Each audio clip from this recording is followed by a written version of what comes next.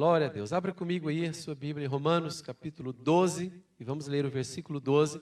Este é daqueles versículos para memorizar. Primeiramente porque é muito fácil o endereço do versículo, Romanos 12, versículo 12. Romanos 12, versículo 12. Quem já memorizou? Romanos 12, 12. Pronto, resolvido. Muito bem-vindos a todos, então. Vamos receber a palavra do Senhor nesta manhã. Bem-vindos àqueles que nos acompanham pela transmissão online. Sintam-se incluídos conosco aqui neste culto e que possamos dar a Deus toda a honra e toda a glória que é devida ao seu nome. Aleluia. Louvado seja o nome do Senhor. Amém. Vamos ler então Romanos 12, 12. Regozijai-vos na esperança, sede pacientes na tribulação e na oração perseverantes. Amém? Amém, amém, irmãos? Vamos orar então. Eu gostaria que você preparasse o seu coração para receber a palavra. Sabem que nos dias de hoje, por causa do pensamento acelerado que faz parte da nossa realidade, das redes sociais, das coisas digitais, das novas tecnologias, sabem que um dos grandes desafios da nossa geração, é a gente conseguir estar presente onde realmente nós estamos. As pessoas estão com uma dificuldade de concentração nos dias de hoje. Por exemplo, uma pessoa está num culto como esse, mas ela não consegue estar cá. Então ela precisa de, às vezes, ver se tem uma mensagem, se tem alguma coisa acontecendo, ela precisa também estar aqui e estar fora. E as pessoas estão com dificuldade de estarem presentes onde elas de fato estão. Então, concentra na palavra nesta manhã, feche seus olhos, vamos fazer uma oração. Amém. Pai, obrigado, Deus, porque Tu reuniste, ó Deus, aqui os Teus filhos. Os Teus filhos estão aqui reunidos para o banquete, para a Tua mensagem, para a Tua palavra que é bíblica. Ó Deus, que sai do Teu coração pelo poder do Teu Espírito Santo. Que essa palavra possa enriquecer a alma de cada um aqui, edificar o Espírito para a Tua glória e honra, em nome de Jesus. Quem pode dizer amém? Glória a Deus. Irmãos, esse texto é riquíssimo, Romanos 12, 12.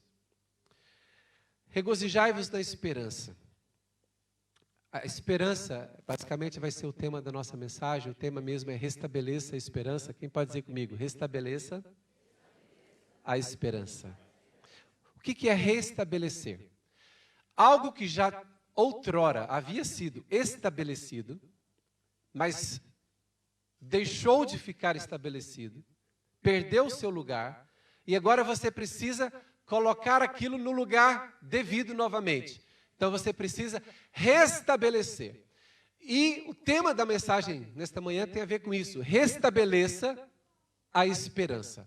Porque pode ser o caso de algumas pessoas aqui, ou talvez todas em alguma medida, terem permitido que a esperança fosse retirada, fosse perdida. E aqui Paulo diz, regozijai-vos. Volta lá o texto, por favor, Romanos 12, 12. O apóstolo Paulo diz, regozijai-vos na esperança. O regozijo é uma alegria intensa. Diga-se comigo, alegria intensa. A Bíblia usa muitas vezes a palavra alegria, mas em outras ocasiões usa a palavra regozijo. O regozijo é uma alegria intensa. Regozijai-vos na esperança. Por quê? Porque a esperança é uma arma poderosíssima para qualquer pessoa, é útil a qualquer um, e especialmente aqueles que creem em Deus. Mas Paulo não para por aí. Ele diz, regozijai-vos na esperança, mas ele diz, sede pacientes na tribulação. Paulo não está a dizer que o crente nunca terá tribulação. Ele está a dar um conselho. O dia que você passar pela tribulação, qual é a recomendação? Sede paciente. O paciente aqui, conforme o original, significa permanecer firme. Diga-se comigo, ser paciente é permanecer firme. Deus fez uma promessa a Abraão que lhe daria um filho. Abraão teve que esperar não 1 ano, não 5 anos, não 10 anos. Abraão teve que esperar 25 anos. E a Bíblia diz que ele esperou com paciência e herdou a promessa. Uau!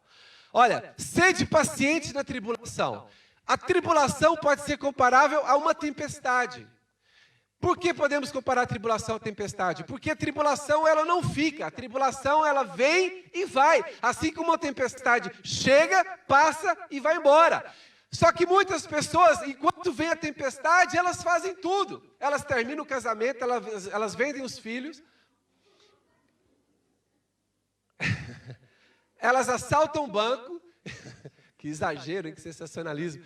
Mas há pessoas que quando a tempestade vem, elas ficam loucas. Mas a recomendação bíblica é: sede pacientes na tribulação. Ser paciente significa permanecer firme, inabalável. A tempestade vem, mas ela vai passar. A tribulação vem, mas ela vai passar. Mas ela vai passar para aqueles que permanecerem firmes.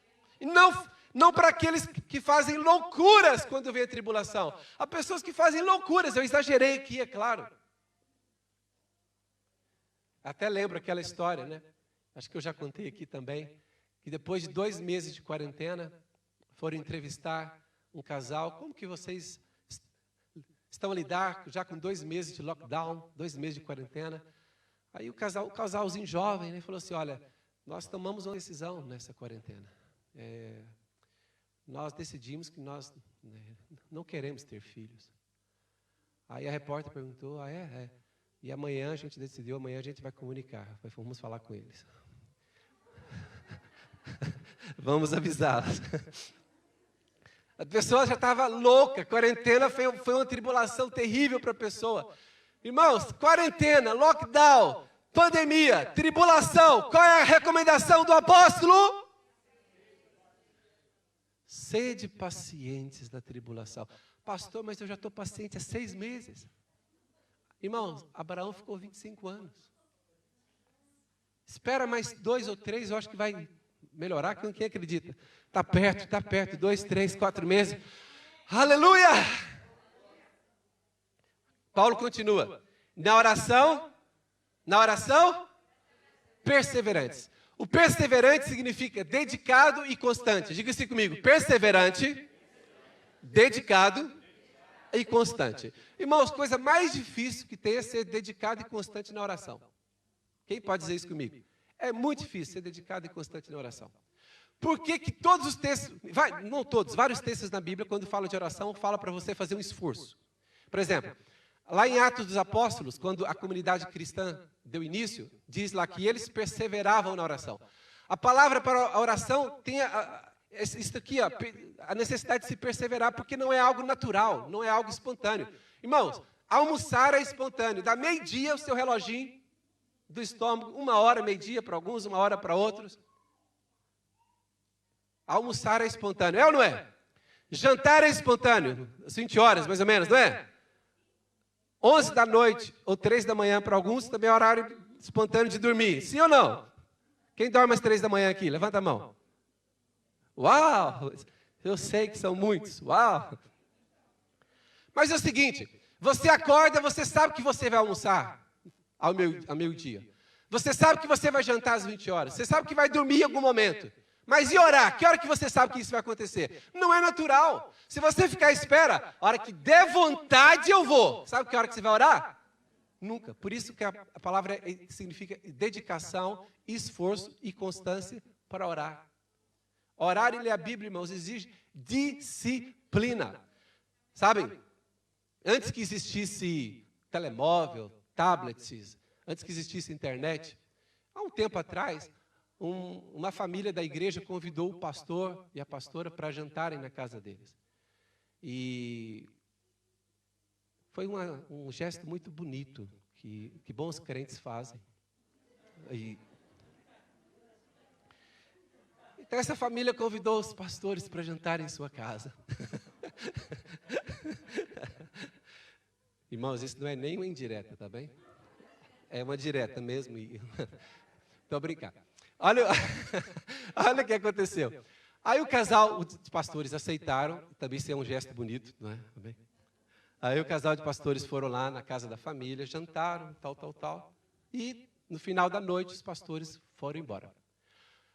A esposa do dono da casa, da família, chamou o marido à parte e falou assim, aconteceu uma coisa muito estranha aqui, eu fui lá no lava-louça e procurei e não achei a colher de sobremesa. O pastor e a pastora levaram. Já não há nem pastor de confiança mais. E aquela senhora ficou intrigada e ficou a questionar a integridade do pastor. Isso passou uma semana, ela foi na igreja, ela olhava para o pastor e falou assim, esse pastor pegou minha colher de sobremesa, para que levar colher de sobremesa da casa dos outros?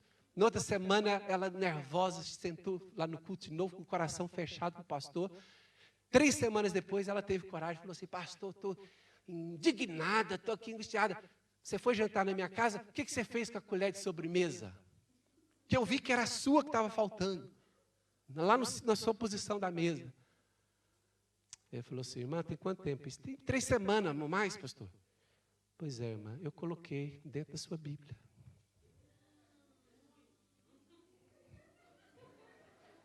Era só para saber como estava a vida espiritual da irmã. Ah, tá bem, pastor, eu pego lá, eu pego.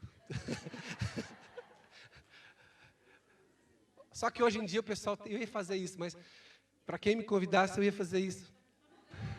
Mas agora todo mundo lê a Bíblia na internet, no telemóvel, não tem como colocar uma colher aqui dentro. Oh, glória a Deus. Sabe, irmãos, a palavra grega para esperança é a palavra elpis. Pode repetir comigo? Diz elpis. Essa palavra grega é a palavra que no Novo Testamento nosso é traduzido por esperança. E o significado dessa palavra elpis é alegre expectativa por coisas boas que virão. Uau! Alegre não é só expectativa. Alegre expectativa por coisas boas que virão. Isso é esperança. A esperança é o combustível do crente. A esperança, primeiramente, na eternidade. Mas não só, mas a esperança para as coisas desta vida. Jesus disse, o ladrão vem senão a roubar, matar e destruir. Mas eu vim para que tenham vida e a tenham com abundância. Olha, a vontade de Deus, o desejo de Deus é que as nossas vidas sejam abundantes nesta terra. E por isso temos que ter esperança na eternidade, mas também esperança nas coisas desta vida que Deus tem para nós. Sabem, o inimigo sabe que o combustível do cristão é a esperança. Porque a esperança trabalha com a fé. O apóstolo Paulo disse em 1 Coríntios, ele disse assim, agora permanecem 3 coisas. A fé, a esperança e o amor. A fé e a esperança andam de mãos dadas. Eu creio que eu sou salvo em Jesus, por isso espero o dia da minha salvação. Amém? Haverá um dia que não vai ser necessário mais nem a fé e nem a esperança. Porque quando eu tomar posse, quando você tomar posse, a esperança é para algo que ainda não se alcançou. Queridos irmãos, o inimigo das nossas almas, ele sabe o poder, ele conhece o poder da esperança. Nelson Mandela esteve preso na África do Sul por volta de 26, 27 anos. E o que o sustentou naquela prisão foi a esperança. Por quê? Qual é o significado de esperança? Quem memorizou? Alegre expectativa de coisas boas que ainda virão. Eu quero dizer o seguinte, se você perdeu a alegre expectativa de coisas boas que virão, o diabo roubou a sua esperança. Jesus diz, o ladrão vem senão a roubar, matar e destruir. Quando você perde a esperança, você está a ser roubado, destruído, a sua fé vai morrer. Não permita que os acontecimentos, as circunstâncias, abalem a sua esperança. O apóstolo Paulo disse, no final do seu ministério, ele disse, combati o bom combate. Por quê? O bom combate da fé, porque o inimigo quer roubar a nossa fé. E agora quando eu falo aqui, esperança e fé, lembra que eu disse, estão de mãos dadas. O apóstolo Paulo sabia que por ele ter passado por muitas tribulações, o inimigo tentava, através das tribulações, roubar a sua fé e a esperança. Quantos aqui já passaram por algum nível intenso de tribulação? Quem já passou? Quem quer comparar a sua tribulação com a do apóstolo Paulo? Não vale a pena. O apóstolo Paulo foi preso quantas vezes? Quem aqui foi preso muitas vezes? Levanta a mão. Baixa, irmão, baixa.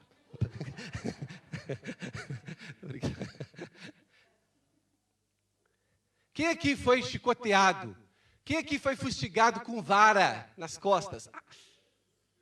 Como punição. Mas isso era lá no interior, lá seu pai lá. Isso é outra história. Isso é outra cena. Olha, Paulo, quantos naufrágios, Paulo foi atacado por salteadores que saíam do meio do mato do nada. Irmãos, Paulo foi perseguido, teve que correr de várias cidades onde ele foi pregar o evangelho. Mas Paulo diz o seguinte, na tribulação, sede pacientes. E no final ele disse, combati o bom combate. Por que Paulo disse isso? Porque ele deixa nos entender que em cada provação, em cada tribulação, em cada circunstância difícil que ele enfrentou, a fé dele foi provada. Quando a nossa fé é aprovada, a esperança mantém-se acesa, mantém-se viva. Qual é o significado de esperança? Não vamos esquecer isso. Qual é o significado de esperança? Alegre expectativa de que coisas boas virão. Paulo disse, combati o bom combate da fé, completei a carreira, completei. Quantos querem completar? Com fé e esperança. Infelizmente, na quarentena, muitas pessoas, e nessa situação que envolve a pandemia e os seus desdobramentos, muita gente se permitiu perder a esperança. E agora eu vou desmascarar a estratégia do inimigo. A estratégia do inimigo, o inimigo ele vai se aproveitar de qualquer tipo de problema que você esteja a enfrentar. Qualquer.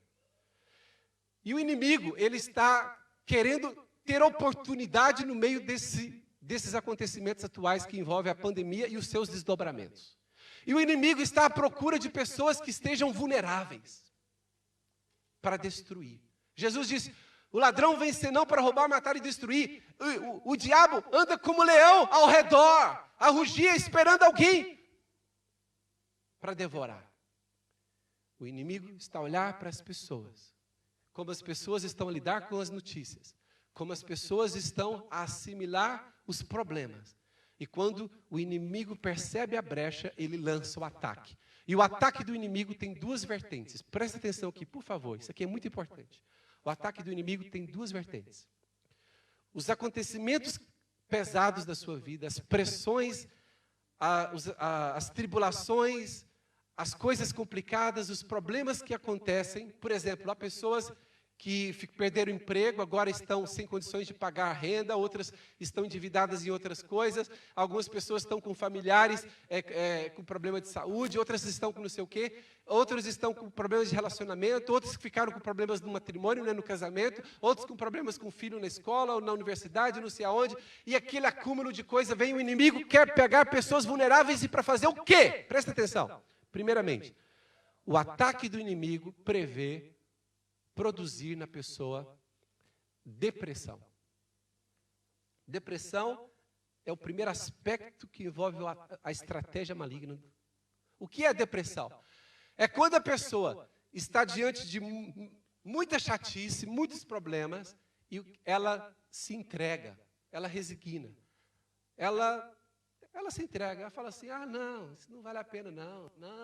É o meu casamento, eu lutar por isso não vai dar nada, não. Eu lutar, não, meus filhos, eu vou orar para quê? Não sei o quê, minha fé, já estou um mês sem coragem de ir ao culto, e agora já estou esfriando. Há pessoas que É igual aqueles que vão ao ginásio, né? Academia ou ginásio. Vão com constância. Para um mês de ir, já não preciso disso. Algumas pessoas deixaram de vir aos cultos, deixaram de ler a Bíblia, deixaram de orar e se resignaram, se entregaram. E os problemas? Estão se escondendo dos problemas, estão a fugir dos problemas. Isso caminha para a depressão, isso leva a pessoa à depressão. Olha aqui, todas as vezes que você não tem coragem de enfrentar um problema de frente, ouça bem, todas as vezes que você não tem coragem de enfrentar um problema de frente, você está a fugir, você está a se esconder, e o próximo passo é uma depressão. Aí já nada tem importância para você, já nada tem valor. Alguém fala assim, olha, um casamento feliz, olha, uma viagem de férias, natureza linda, nossa, tão feio. Olha, as coisas perdem a cor, as coisas ficam preto e brancas, cinzentas na vida da pessoa. Por quê? Ela cedeu ao ataque maligno e foi abaixo. Entenda bem, é claro, vamos moderar aqui, né? A gente sabe que há outros tipos de depressões que têm a ver com aspectos biológicos, né? Tem a ver com a saúde física, cerebral da pessoa, hormônios, outras coisas. Tira essa parte, esquece essa parte. Eu estou a falar a pessoas que não têm tendência para a depressão, tendência hereditária, tendência física para a depressão, mas elas, diante das tribulações, ela não consegue permanecer firme no propósito de Deus. E ela se entrega. Olha aqui para mim, filho de Deus não pode se entregar. Filho de Deus tem que ser igual o Rock Balboa. Próximo round, vem o próximo. Essa foi fácil. Olha, tem que ser assim, ó. Olha, estamos a levar, está difícil, mas nós vamos vencer no final. A vitória é daqueles que permanecem firmes na presença de Jesus, no poder do Espírito Santo. Dê uma forte salva de palmas ao Senhor. Sabem, queridos irmãos, primeiro aspecto aí do ataque, da estratégia do inimigo é provocar depressão. A segunda vertente, o segundo aspecto é provocar opressão. Quando uma pessoa, são as duas coisas negativas, são as duas reações negativas à tribulação. A primeira é a depressão e a segunda é a opressão. O que é a opressão? A pessoa fica, não precisa ser literalmente, mas entre aspas, ela fica endemoniada. Ela fica inimiga de todo mundo. Ela fica chateada com todo mundo. Ela briga com todo mundo. O marido chega em casa e ela fala assim, boa noite. Boa noite o quê?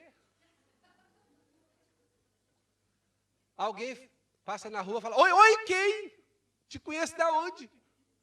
Sabe quando a pessoa entra num nível de estresse terrível, que a pessoa não tem paciência nem com ela mesma, quando ela olha para o espelho, ela fala, quer vir? Quer vir? Irmãos, a pessoa oprimida, ela não consegue estar num grupo de amigos. Ela não consegue ter 30 minutos conversando com alguém. A pessoa fica desesperada, nervosa, ela quer resolver tudo, ela quer brigar com todo mundo, ela quer tirar satisfação com tudo, ela quer... Ela não está deprimida, ela está oprimida. E o povo começa a afastar, os amigos começam a afastar. Aí ela fica mais oprimida ainda. Tá vendo? Sabem, olha aqui. Qual é a cura de Deus para isso? Para essas duas estratégias, essas duas vertentes da estratégia do maligno. Qual é a cura de Deus para isso? É a esperança. Deus nos dotou com esta virtude, com isso que é algo fantástico. A esperança é a alegre expectativa de coisas boas que virão. Olha aqui para mim, por favor. Essa situação aqui do ano de 2020, de alguma maneira você deixou algum sonho de lado? Você encaixotou, colocou na caixa algum sonho que você tinha? Já desacreditando, isso nunca mais vai ser possível. Você já se desesperou? Isso aqui já não vai dar para acontecer jamais. Já não vale a pena.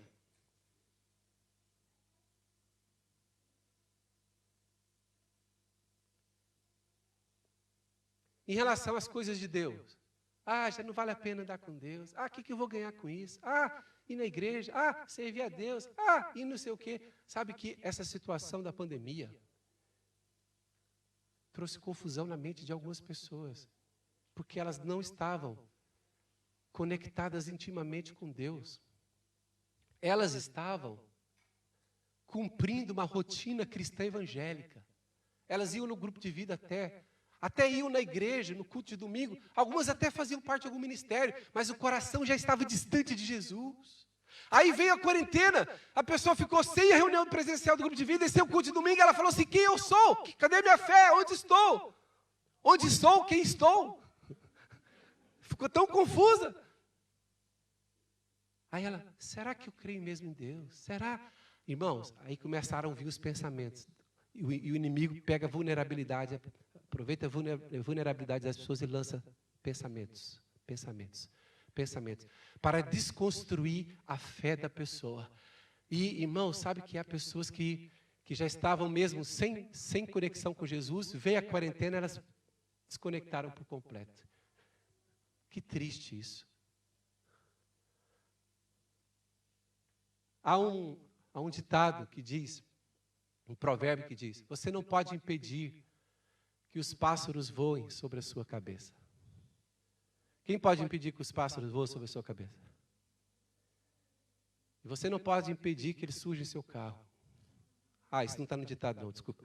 Vou voltar ao ditado. O provérbio. Você não pode impedir que os pássaros voem sobre a sua cabeça, mas você pode impedi-los de fazer ninhos.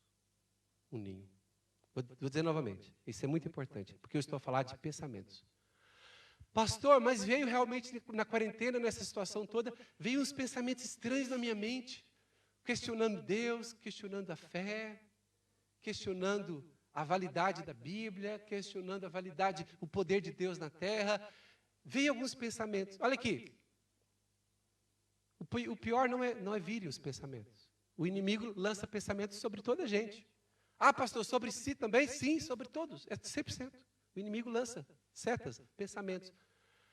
Ah, pastor, você não pode impedir que esses pensamentos cheguem na sua mente? Não, não posso impedir. Porque eu não posso impedir que os pássaros voem sobre a minha cabeça. Mas eu posso impedir que eles façam um ninho.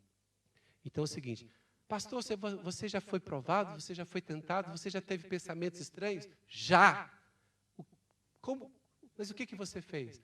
Eu não permiti que eles ficassem na minha cabeça, que eles ficassem na minha mente. Eu dei lugar à palavra de Deus. A palavra de Deus é que vai ser o conselho da minha vida. Bem-aventurado o homem que não anda no conselho do ímpio, não se detém no caminho dos pecadores, nem se assenta na roda dos escarnecedores. Antes, ele está o quê? Ele está firmado na palavra de Deus. Sabem, queridos, você tem que entender o seguinte: os pensamentos que povoam a sua mente não são seus. Ouça novamente. Os pensamentos que povoam a sua mente não são seus. Há uma cena engraçada que um professor da escola bíblica estava a ensinar sobre isso. Então ele dizendo o seguinte: quando você pensar uma coisa, não pense que esse pensamento, você é dono do pensamento. Porque o diabo, a Bíblia diz que ele lança dardos inflamáveis. O que são dardos inflamáveis? Na época que a Bíblia foi escrita, não havia arma de fogo, com pólvora, como nós temos. Quando a Bíblia foi escrita, eram as flechas que colocavam fogo e lançavam. São os dardos, as flechas, os dardos inflamados que iam para o território, para o campo do adversário. Sabe, então, o professor ensinando na escola bíblica, é uma cena engraçada aqui. O professor ensinando, dizendo assim: quando você pensar alguma coisa, não assuma que o pensamento é seu. Lembre-se que o pensamento pode ser um dardo inflamado do inimigo. Então, imagina só, a pessoa acorda e pensa assim: eu sou parvo, eu sou incapaz. Alguém já pensou assim? Alguém já pensou, eu sou incapaz? Já pensou? Há pessoas sinceras aqui. Eu sou incapaz. Não assuma como seu, como propriedade sua esse pensamento. Fala assim: Satanás, sai daqui em nome de Jesus, porque Deus me capacita para aquilo que Ele quer, para o propósito dEle. Dê uma salva de palmas a Jesus, amém? Aí o professor ensinou mais, foi mais longe. Quando você tiver um pensamento que aquilo não condiz com a Bíblia, não é de Deus, você fala, não tome posse como sendo seu pensamento, entenda que é uma seta. Os pássaros estão o quê? A sobrevoar a nossa cabeça. Então o professor ensinou, quando você tiver um pensamento, tipo assim, eu sou preguiçoso. Fala para Satanás, então você é preguiçoso? Você é, eu não. É assim, que tipo de pensamentos povoam a sua mente? Você tem autoridade para definir o que você aceita e o que você não aceita. E a sua esperança depende disso. Vamos ler um texto aqui, Hebreus 6, pode projetar aí também. Hebreus 6, versículo 18 e 19. Vamos ler Hebreus 6, 18 e 19.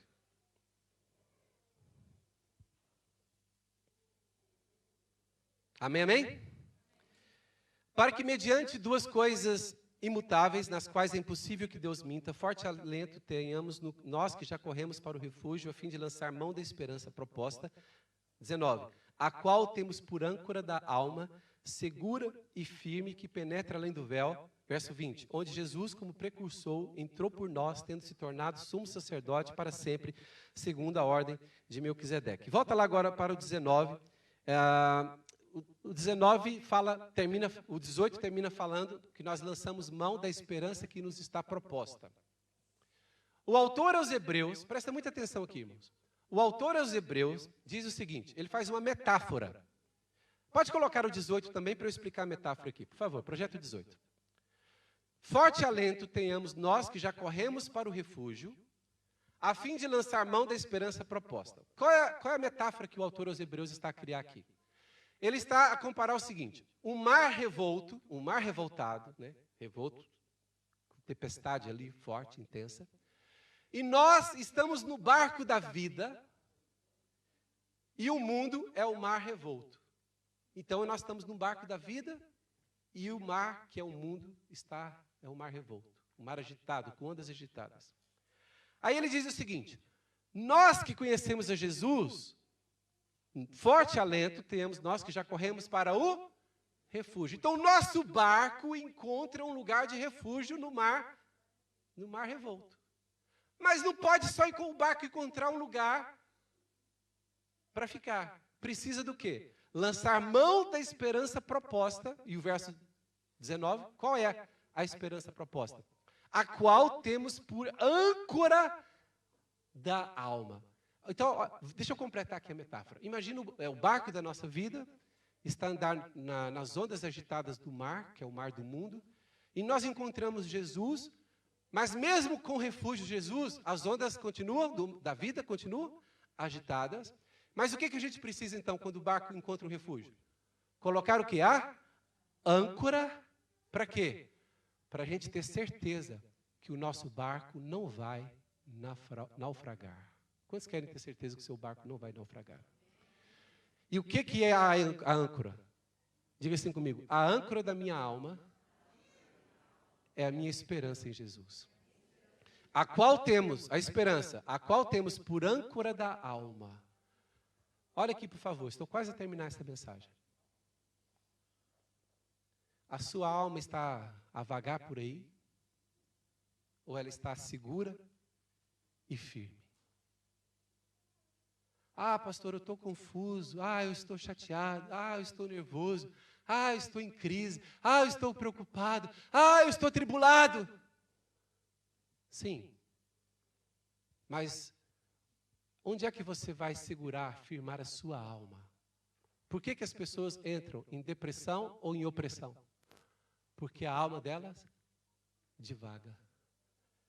A esperança, a qual temos por âncora da alma.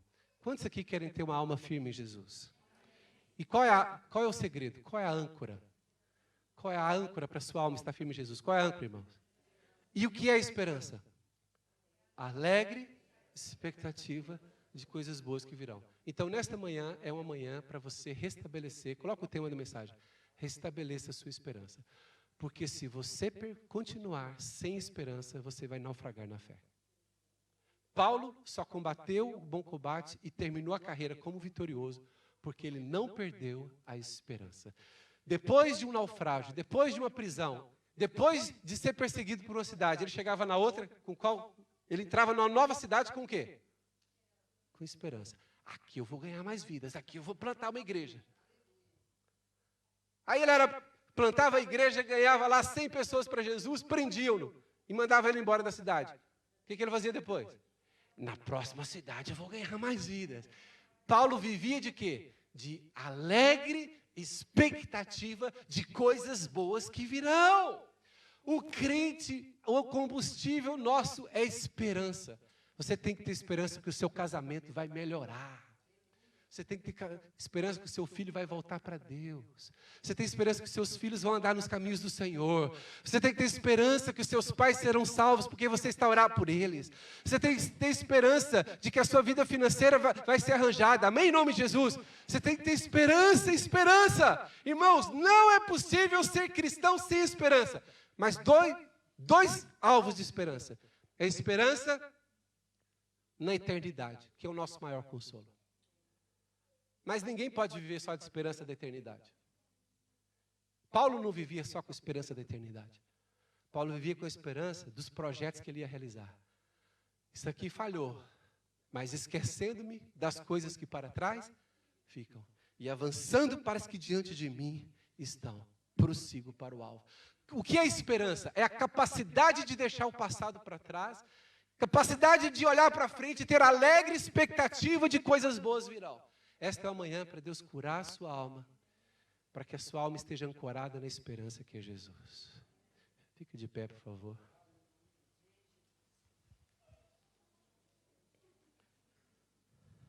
Fique de pé. Coloque a sua mão esquerda no seu peito, no seu coração e levanta a direita. Aleluia. Sua mão esquerda no coração e levanta a direita. E faz uma confissão comigo de fé. Mas é para abrir a boca mesmo, não é só para... Não é aqueles irmãos que faz de conta e faz... É para abrir a boca mesmo. Fala assim, Jesus! Eu permaneço firme. Eu não serei abalado.